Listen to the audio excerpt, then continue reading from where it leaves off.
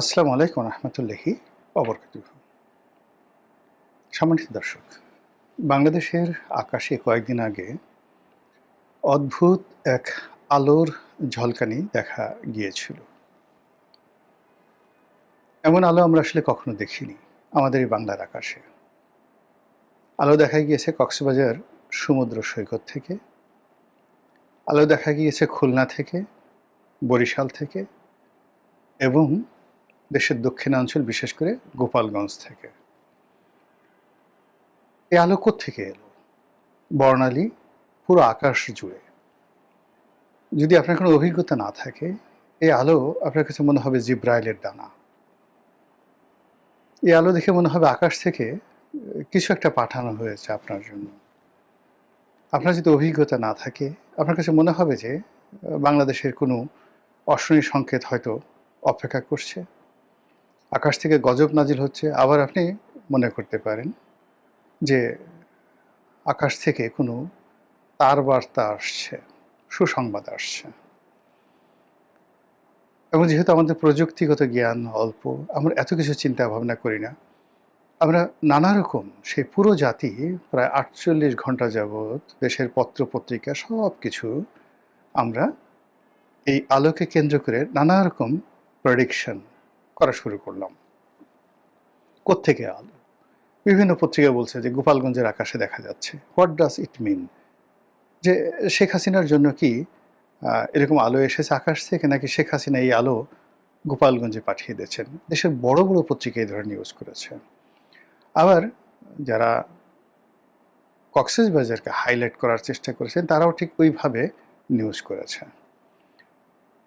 পরবর্তীতে দেখা গেল যে মূলত ভারত তাদের যে ক্ষেপণাস্ত্র, নতুন একটা ক্ষেপণাস্ত্র তারা আবিষ্কার করেছে, যেটিকে বলা হয় আন্তঃমহাদেশীয় ব্যালিস্টিক মিসাইল। অর্থাৎ এশিয়া মহাদেশের এক প্রান্ত থেকে অপর প্রান্ত পর্যন্ত আঘাত হানার মতো দূরপাল্লার ক্ষেপণাস্ত্র তারা আবিষ্কার করেছে এবং এই আবিষ্কারটি তারা পরীক্ষা করেছে মহাকাশে।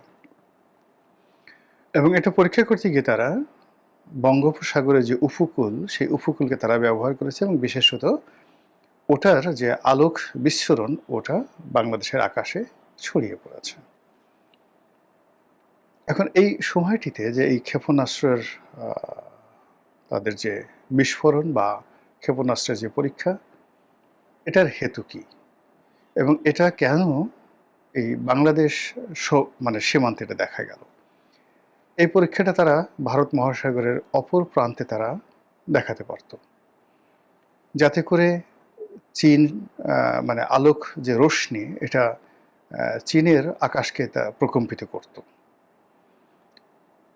অথবা তারা এমনভাবে করতে পারত যেটির আলোক রশ্মি এটা দেখা যেত পাকিস্তানে, দেখা যেত ধরুন ইন্দোনেশিয়াতে, মালাক্কা, অর্থাৎ তারা যদি সমুদ্রে করত, তাহলে ভারত মহাসাগরের এমন জায়গাতে করতো যেটা পুরো মালাক্কা প্রণালী, অর্থাৎ ইন্দোনেশিয়া, মালয়েশিয়া, সিঙ্গাপুর, এই এলাকাতে একটা ভীতি ছড়িয়ে পড়তো বাংলাদেশের মতো করে। চীন সাগরের যেটা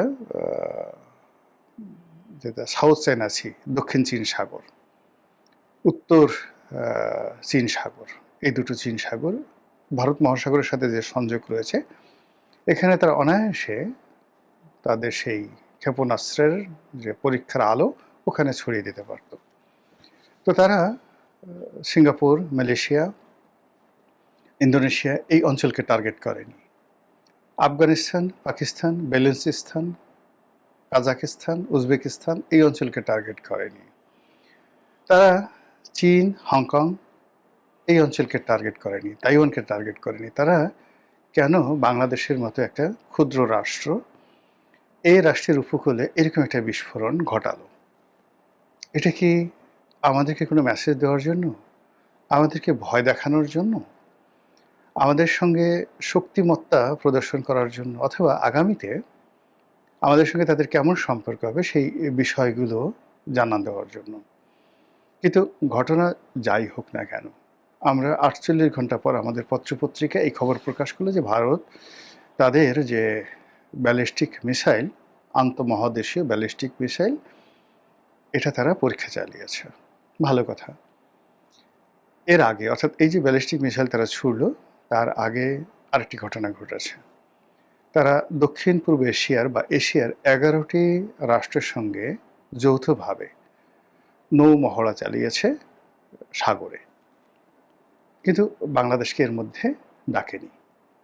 এই মহড়ায় বাংলাদেশকে অংশগ্রহণ করেনি। অর্থাৎ দক্ষিণ পূর্ব এশিয়া সহ অন্যান্য যে দেশগুলো রয়েছে, সেখানকার 11টি দেশকে তারা নিজেদের কৌশলগত মিত্র, সঙ্গী বা মহড়ার সঙ্গী হিসেবে তারা সিলেক্ট করেছে, কিন্তু বাংলাদেশকে সেই গ্রুপে তারা নেয়নি।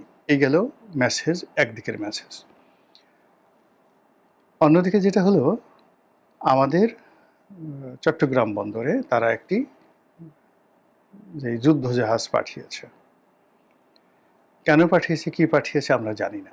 এটা কি বন্ধুত্বের নিদর্শন, নাকি এটা কোনো জিওলজিক্যাল সার্ভে, নাকি এটি কোনো থ্রেট, নাকি বাংলাদেশ নৌবাহিনীর সঙ্গে আলাদা করে ভারতীয় নৌবাহিনী কোনো মহড়া দেবে, আমরা কিচ্ছু জানিনি। তো আগে যদি আপনি চিন্তা করেন যে তারা যে যৌথ মহড়া করলো, সেখানে আমাদেরকে দাওয়াত করলো না, এরপরে আবার আমাদের দেশে একটা নৌবাহিনীর জাহাজ তারা পাঠিয়ে দিল, এবং তাও চট্টগ্রাম বন্দরে। এরপর সেই যে বাংলাদেশের আকাশে দেখা যেতে পারে, এইভাবে তারা ব্যালিস্টিক মিসাইলের পরীক্ষা চালালো। এরপরে যদি আপনি চিন্তা করেন যে আসামে যে বিজেপির যিনি মুখ্যমন্ত্রী, তার বক্তব্য, আর পশ্চিমবঙ্গে শুভেন্দু যিনি মমতাকে হটিয়ে নতুন ক্ষমতা এলেন, তাদের কথাবার্তা, সেই কথাবার্তার যে ধরন এবং প্রকৃতি, তাতে মনে হচ্ছে যে আমাদের সাথে ভারতের যে বিশাল সীমান্ত রয়েছে, হাজার হাজার কিলোমিটারের যে সীমান্ত রয়েছে, এই সীমান্তে অশান্তি কিলবিল কিলবিল করছে।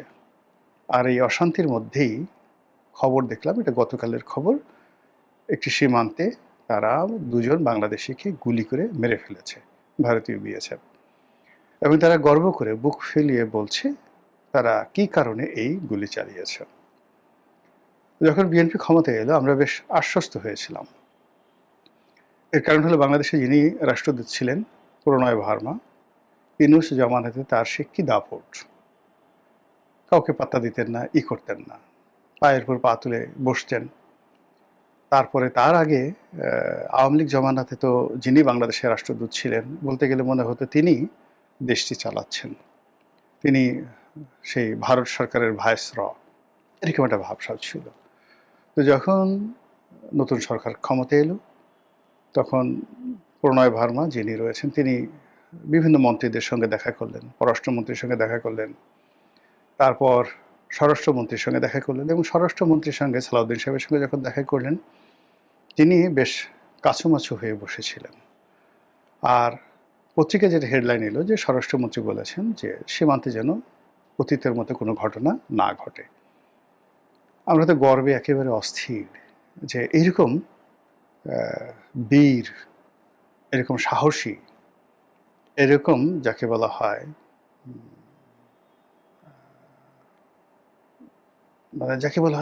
মানে এরকম স্বরাষ্ট্রমন্ত্রী, আমি কি বলবো, মানে কোনো বিশেষণ খুঁজে পাচ্ছি না। ব্যতিক্রমধর্মী একজন স্বরাষ্ট্রমন্ত্রী, যিনি ইতিহাসে প্রথম ভারতীয় রাষ্ট্রদূতকে নির্দেশনা দিলেন যে আমি যেন আর ভবিষ্যতে এরকম কোনো ঘটনা সীমান্তে না দেখি। তা আমরা সবাই হৈ হৈ করে বলে উঠলাম যে না, এইবার এটা বাঘের বাচ্চা, এবার একটা বাপের বেটা মন্ত্রণালয়ের দায়িত্ব পেয়েছে, এখন আর ভারতে এই কর্ম করতে সাহস পাবে না। কিন্তু এই গত কয়েক দিনে সীমান্তে যে সকল ঘটনা ঘটছে, একটার পর একটা ঘটনা ঘটছে, এটি কোনো অবস্থাতেই সরকারের জন্য, আমাদের জন্য স্বস্তিদায়ক নয়। আপনারা যারা পররাষ্ট্র মন্ত্রণালয়ের খবরাখবর জানেন, তারা জানেন যে পররাষ্ট্রমন্ত্রী তিনি দিল্লি সফরে গেছেন, এবং সেখান থেকে আসলে কার্যত খালি হাতে ফিরেছেন। তারপর দিল্লি থেকে ফিরে তিনি আবার বেজিং সফরে গিয়েছেন, আবার বেজিং থেকে ফিরে তিনি আমেরিকাতে গিয়েছেন।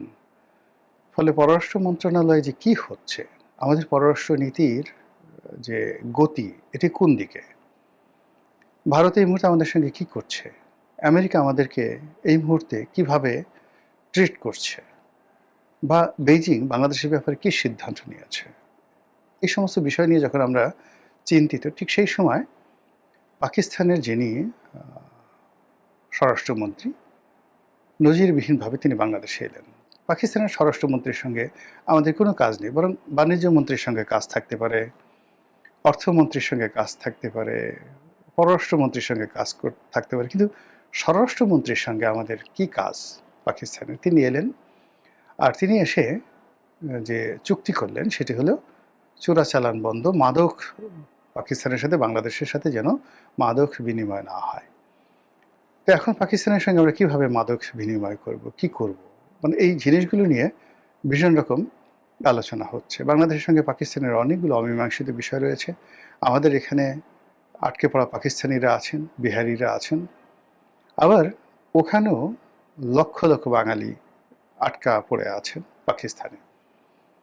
এর বাইরে আমরা যখন ১৯৭১ সনে আলাদা হয়ে গেলাম, তখন আমাদের যে প্রাপ্য ছিল তাদের কাছে, অনেক টাকা পাওনা ছিল ওই আমলে।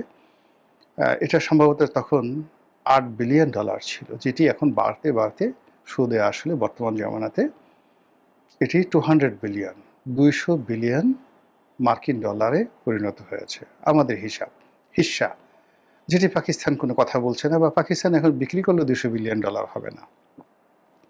তো এই সকল বিষয় নিয়ে আলাপ নাই, আলোচনা নাই, কিন্তু পাকিস্তানের সঙ্গে আমাদের সমঝোতা স্মারক হচ্ছে। আর এসব ঘটনার মধ্যেই আকাশে সেই ক্ষেপণাস্ত্রের আলো দেখা যাচ্ছে। এটা কি অশনির সংকেত, নাকি কোনো মঙ্গলের বার্তা? এই আলো কি আমাদেরকে আলোকিত করবে, নাকি এই আলো আমাদেরকে অন্ধকারের দিকে নিয়ে যাবে? সেটাই দেখার বিষয়। মহান আল্লাহ আমাদের সবাইকে হেদায়েত দান করুন এবং হেফাজত করুন। আসসালামু আলাইকুম ওয়া রাহমাতুল্লাহি ওয়া বারাকাতুহু।